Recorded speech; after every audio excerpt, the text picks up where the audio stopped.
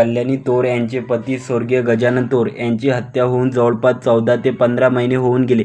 ज्या प्रकारे गजानन तोर लोकांची मदत व सुखादुःखात सहभागी होत होता, त्याच प्रकारे त्यांच्या पत्नी कल्याणी तोर ह्या सुद्धा त्यांच्या मार्गावर चालत आहे. गेल्या कित्येक महिन्यापासून निस्वार्थपणे कल्याणी तोर ह्या जनतेची सेवा करत आहे. त्यांच्या याच गोष्टीमुळे जालना विधानसभामधील विविध समाजातील जनतेने काही महिन्यापूर्वी कल्याणी तोर यांना जालना विधानसभा लढवावी अशी मागणी केली होती आणि कल्याणी तोरने सुद्धा जालना विधानसभामधील जनतेचा मान राखला होता व मी जालना विधानसभा निवडणूक लढणार असं सुद्धा जाहीर केलं होतं.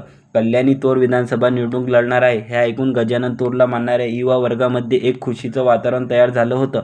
मात्र काही कारणास्तव कल्याणी तोर यांनी निवडणुकीमधून माघार घेतली व निवडणूक न लढण्याचं जाहीर केलं. त्यामुळे त्यांचे समर्थक नाराज झाले. तरी पण कल्याणी तोर ह्या निस्वार्थपणे विधानसभामधील जनतेची कामे करत आहे. एक मोठा युवा वर्ग हा कल्याणी तोर यांच्यासोबत जुळत आहे. कल्याणी तोर ह्या सर्व समाजातील लोकांच्या सुखादुःखात सहभागी होत आहे. त्यामुळे त्यांच्यासोबत एक मोठा जनसंपर्क तयार होत आहे.